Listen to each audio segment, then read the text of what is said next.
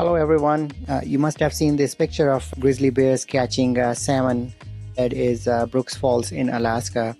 In this video I will show you how you can plan for this trip, what are your various options of reaching there, as well as options to stay there if you're planning to stay at least a couple of days.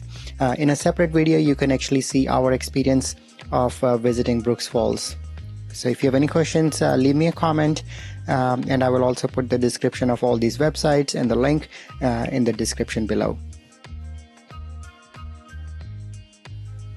So there are only limited number of ways that you can reach Brooks Falls.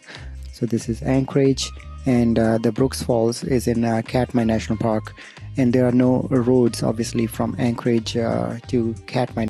So the most common way is that people take flights from Anchorage that take a stop at King Salmon, and from there you take a small float plane from King Salmon to Katmai or the Brooks Falls.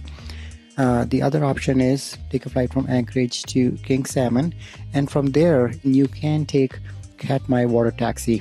So that goes from King Salmon to Brooks Falls. So are there any pros and cons of taking either the water taxi or the float plane?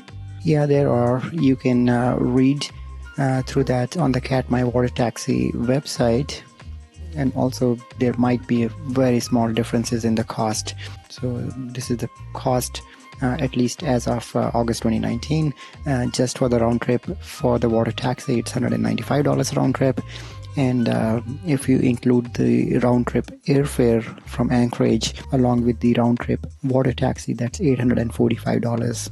On the other hand, if you go to Katmai Land website, flight rates for Anchorage to the Brooks Falls round trip is $870 per person.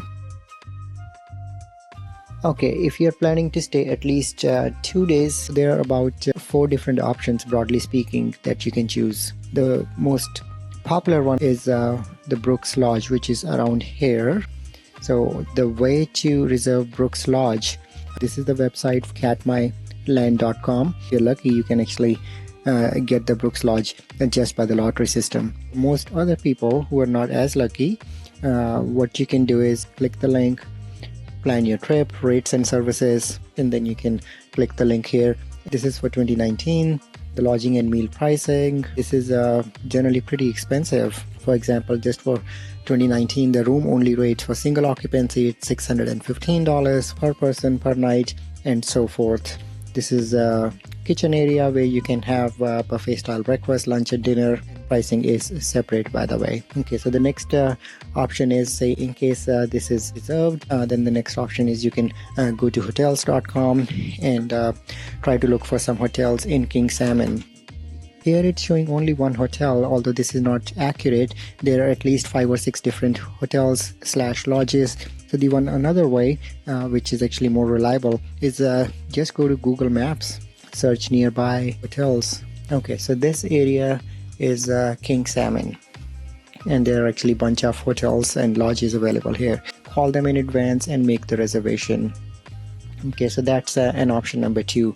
So the third option, if you can and if you are into camping, then I would highly recommend the Brooks Falls campgrounds. Go to the National Park Service website.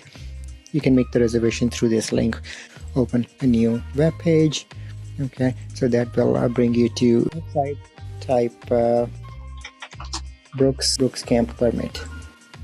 Brooks Camp Permit, view details, and there you can put the dates and check for the availability. In most cases you should be able to find a campground, because there are about 60 slots. For the main season it's $12 per person per night.